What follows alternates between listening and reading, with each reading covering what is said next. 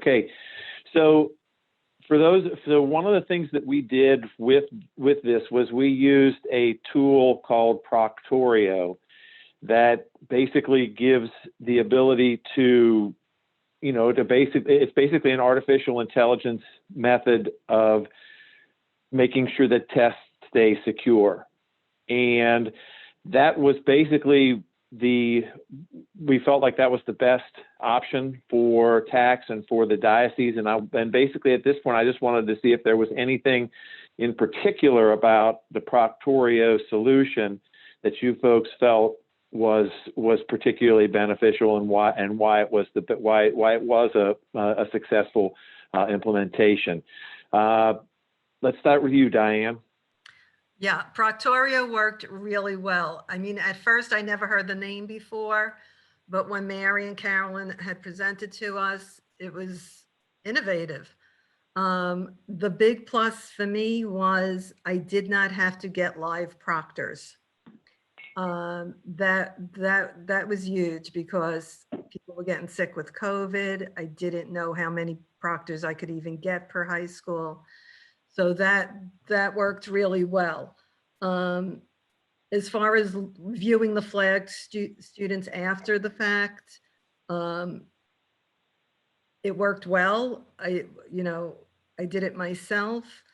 I just, I probably would have been better off if I had more training or more knowledge of it. I had to look around a little bit, but it worked well all in all. It definitely fit what we needed.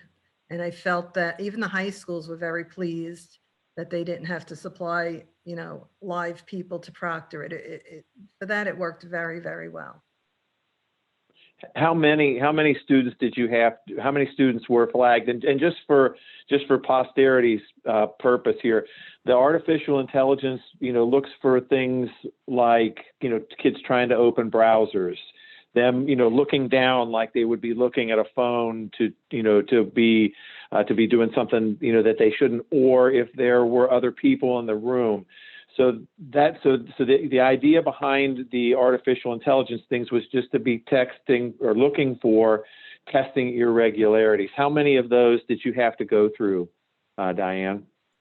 I can't put a number on it, but it was a good deal. I would say maybe about half of what I tested. I would say about 1,500. But wow, okay. Also things like on the user's end, the user stopped sharing their screen. I had tons like that. So once you stop sharing with Proctorio, you get dropped out and flagged, and they had to sign back in again. There was a lot of that. So there were a lot of different reasons on the user's end, which you had mentioned as far as somebody else popping into the frame with them. But it really kept the students honest, I would say. The only time a parent would seem to pop in is if they were having some connectivity issue. So my one thing I would say, if using Proctorio, the bandwidth has to be good in the home. No hotspots to be used. Things, your computer, nothing running in the background, no apps open. If you have it would be a very clean administration. And Carolyn did a very great parent guide. And if the parents followed the guide, the administration went well. There was some pre-checks that should have been done a few days before with the computer. And those went smooth. But if you didn't do it and you just signed on that day thinking everything was going to work, then people had technical issues. So all in all, though, if you give them those backgrounds on what and how to set up for Proctorio, it worked well. Carmen, you want to go next? Yeah, I agree with Diane. There were quite a few flagged sessions, but again, it all had to, I think the kids got curious what happens if I turn this off, because there were too many of those. When they figured out, well, it's not going to happen, then they just continue with the test. So yeah, it was all the same thing. And I like part it lets you know why they were getting kicked off. if it was the bandwidth, if it was, you know, the Wi-Fi service, if the student turned their sharing off, if they had other applications running. So, you know, that was very helpful. You knew what to tell, you know, the elementary schools and the high schools when, especially when they complained, to call, you know, these kids called, they were having trouble. Okay, well, you know, Johnny was, you know, he had an open calculator application and then that kind of shuts it all down. Oh, okay. Mom was in the background on her phone. You know, mom was working, you know, next to him, and you could hear her working. Poor kids, you know, how did they even, you know, concentrate on that test?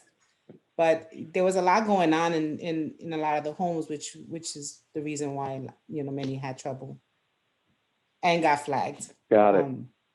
Got it. Brother Joe, anything to add? No, from our perspective, from the school and the testing, my and its administrative perspective, worked out fine. We had hardly any complaints. Most of them are probably from Staten Island. It's a running joke, Kelly. And then we just threatened them in our diocese with Diane so that everything worked well for us. But I think the Proctorio more would have been from you guys' side, because you really had to, you know, Carolyn and you and Tax had to really, and Lance probably had to deal with more of those issues. So from our perspective, from my perspective, it was fine. I don't know about your perspective, how many questions, issues, challenges, difficulties you had to experience.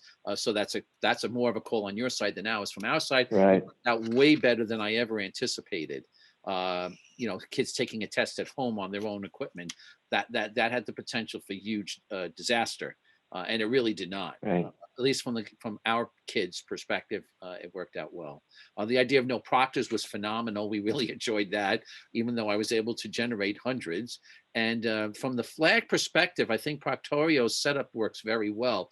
We had 3 people come in on one Saturday for 3 hours and got it all done. And I only had to review maybe 5, and I only invalidated 1 of the 5. So the process was once they got used to it, it was a fairly straightforward and simple process to review the flags and then make a discernment.